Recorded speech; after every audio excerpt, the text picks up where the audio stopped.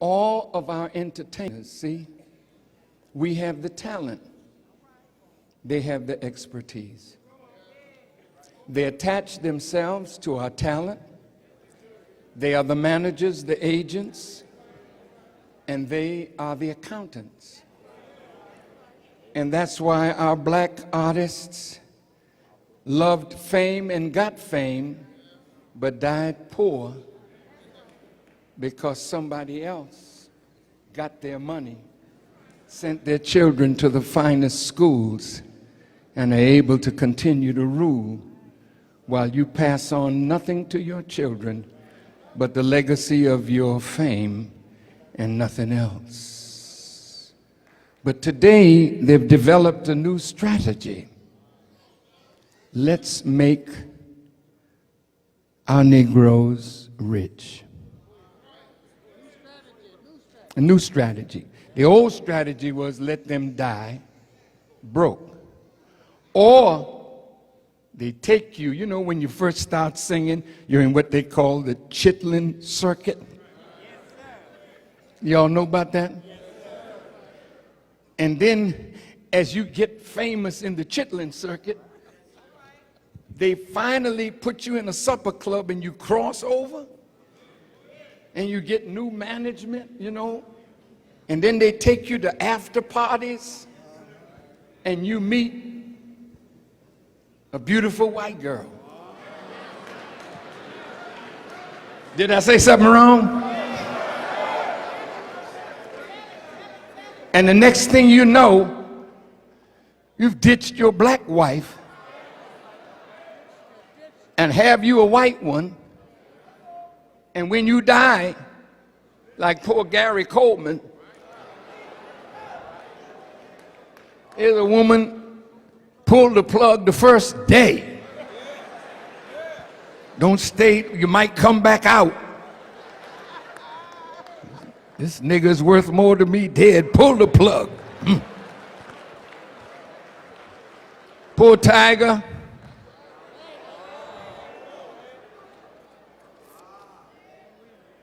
You know, he ain't black, you know, he's a Cablinasian. Whatever the hell that is. The greatest ball player that ever did it, golfer. And the girl that he married was a nanny, I understand. A nanny. And his man making billions. And he married a nanny.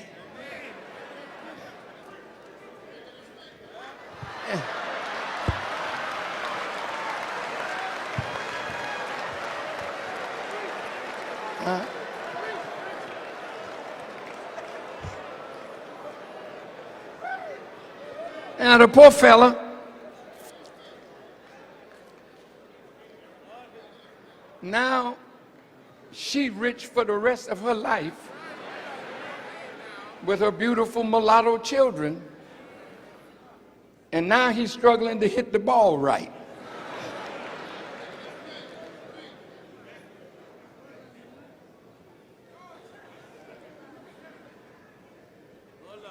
You're crossing over now. Bless your heart. But the money goes back to them. Now, they have my brother, Russell Simmons. He wrote a beautiful piece on black-Jewish relations. And I'm here to tell you, no black man or woman becomes a multi-millionaire without friendship in the Jewish community. I'll prove it in a minute. Did you know, I'll get back to, oh Lord, there's so much to give you, but I can't do it all.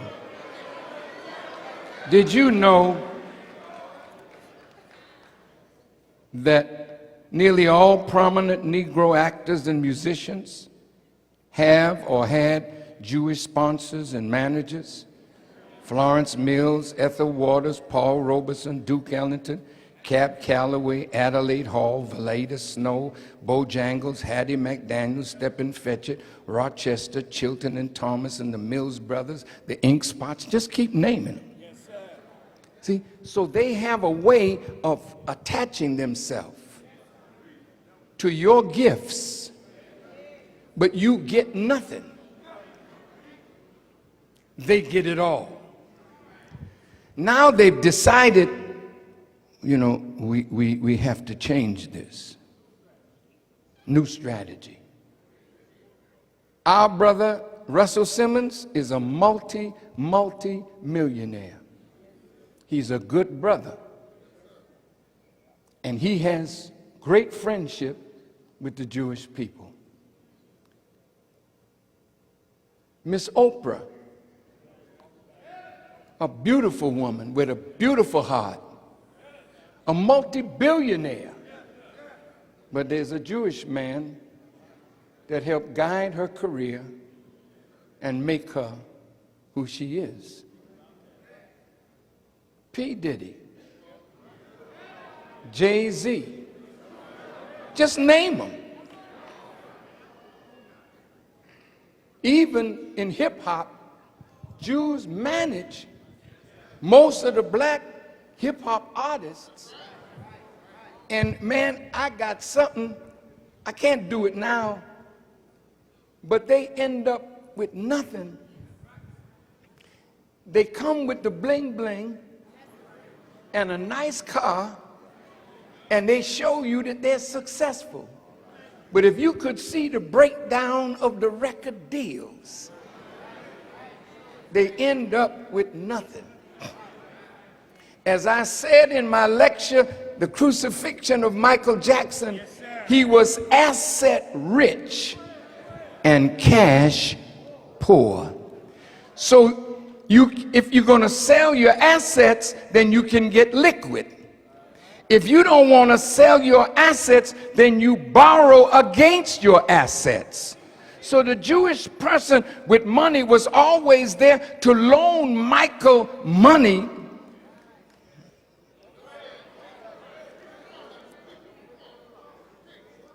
because Michael was smart enough to buy the catalog of Elvis Presley and the Beatles. Is worth $1 billion. So he had it. They were trying to get it from him.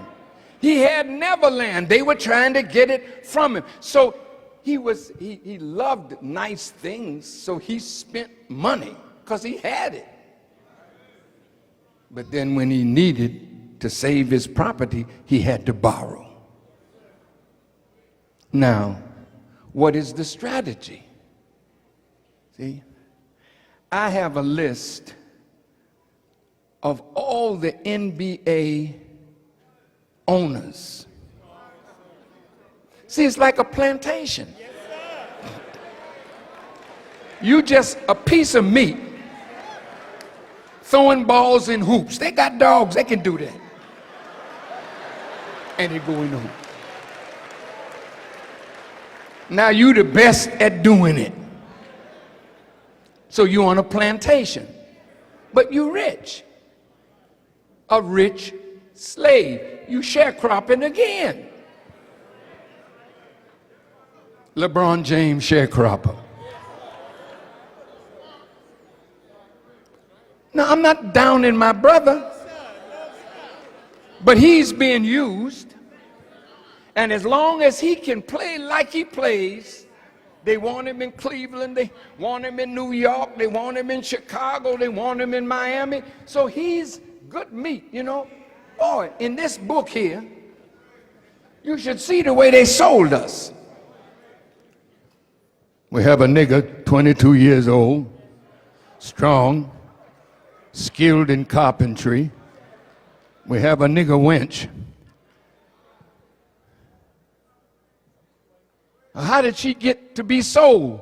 She owed her rent and couldn't pay it, so they put her on the block and sold her. It's all here. Look at you today. You can't see how you tore up. You want a home, don't you? Everybody wants a home. So they made it possible for you to get one.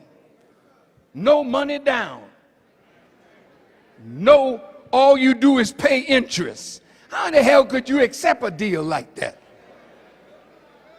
In 3 years, the interest now goes up. You didn't see that in the fine print. Now you're in foreclosure. It's a trick. Who's behind it? Wall Street. Who are they?